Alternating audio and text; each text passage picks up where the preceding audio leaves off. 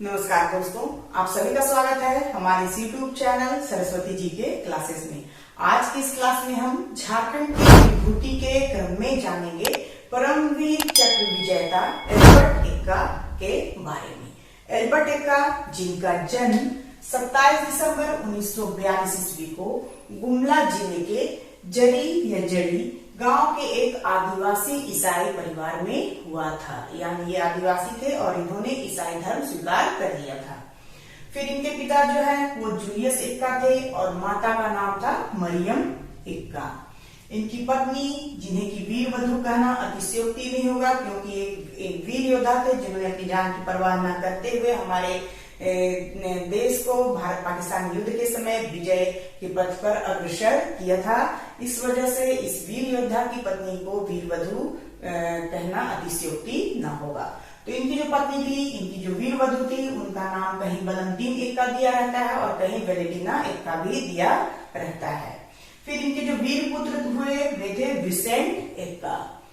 इनकी जो प्रारंभिक शिक्षा है वो सीसी स्कूल पतराटोली से इन्होंने पूरी की थी और इनकी जो माध्यमिक शिक्षा थी वो भीखमपुर मिडिल स्कूल से पूरी हुई थी। यानी इन्होंने अपनी माध्यमिक शिक्षा जो है भीखमपुर मिडिल स्कूल से पास की थी। इन्हें हाई एजुकेशन प्राप्त करने की बहुत दिली इच्छा थी, लेकिन इनके परिवार की स्थिति और इनकी गरीबी के कारण ऐसा संभव ना हो सका और अंततः इन्होंने अपने पिता के साथ कृषि कार्य में हाथ बटाया और अपने परिवार का भरण पोषण किया।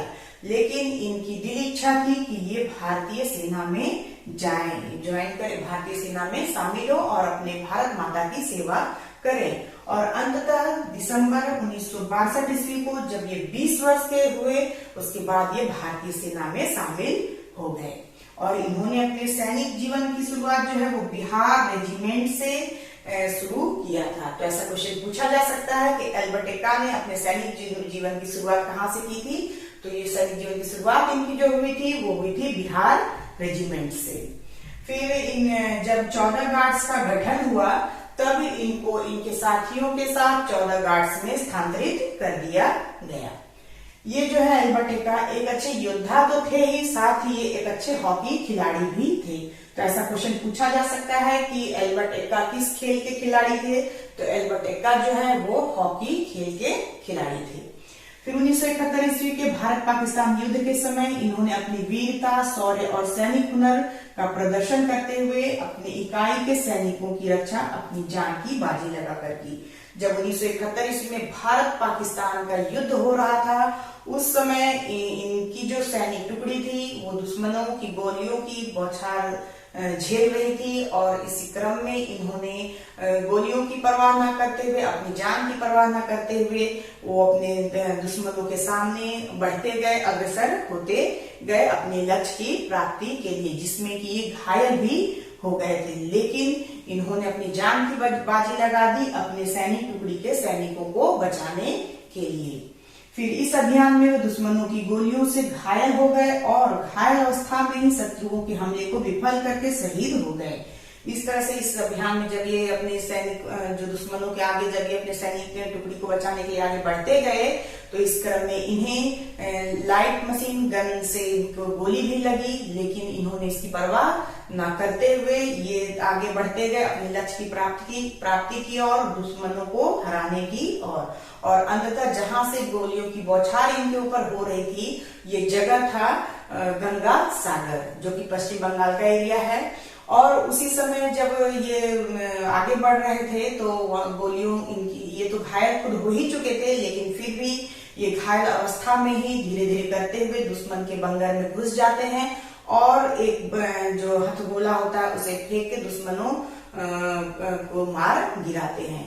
इस तरह से दुश्मन इनकी हाथापाई भी होती है इनके दुश्मनों से। गोलियों से तो लड़ाई होती ही है, साथ ही दुश्मनों इतने निर्भीक थे कि ये दुश्मनों के सामने जाके डट के खड़े हो जाते हैं घायल अवस्था में ही और उनसे हाथापाई करते हैं और अपने इनके पास जो बंदूक थी जिसमें कि आगे संगीन लगा होता है, यानी जो चाकू लगी होती है, उससे वे अपने दुश्मन को मार गिराते हैं। इस तरह से जो इनके दुश्मन जो गोलीबारी कर रहे थे लाइट मशीन गन से, साथ ही मिडिल मशीन गन से, तो उन सबको ये परास्त कर देते हैं और खुद भी घायल हो जाते हैं और वहीं दुश्मनों को परास्त करते करते ये शहीद भी हो जाते हैं। और ये जब ये शहीद होते हैं वो दिन था 3 दिसंबर 1971 ईस्वी। 3 दिसंबर 1971 ईस्वी को अंततः ये दुश्मनों को परास्त करते हुए, उनके हमलों को विफल करते हुए खुद भी शहीद हो जाते हैं। और इस तरह से भारतीय सैनिक जो है वो दुश्मनों पे विजय प्राप्त करने में जो है सफल हो जाते हैं। तो अपने भारतीय सैनिकों का मार्ग प्रशस्त करने वाले हैं, अपनी जान की बाजी लगा के खुद शहीद हो जाते हैं, वीर गति को प्राप्त होते हैं और भारत को जीत दिलाते हैं। तो ये थे एल्बर्ट एक्का। फिर जो एल्बर्ट एक्का है, यहाँ से क्वेश्चन पूछा जा सकता है कि एल्बर्ट एक्का किस सेना के लॉयंस नायक थे। तो एल्बर्ट एक्का जो है वो थल सेना के brigade of the guards lance naik थे। तो इम्पोर्टेंट है, इसलिए मैंने इसे यहाँ पे नोट किया है। फिर भारत सरकार ने इन्हें मरणोपरांत सर्वोच्च सैन्य सम्मान परमवीर चक्र से अलंकृत किया। जब इनका देहांत हो जाता है, ये वीरगति को प्राप्त होते हैं, तो भारत सरकार की तरफ से इन्हें सर्वोच्च सैन्य सम्मान दिया जाता है परमवीर चक्र।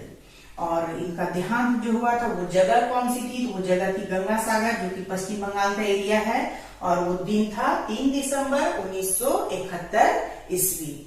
फिर जो जिस युद्ध में ये शहीद हुए, ये नाम पूछा जा सकता है कि एल्बर्ट एक्का किस युद्ध में शहीद हुए थे।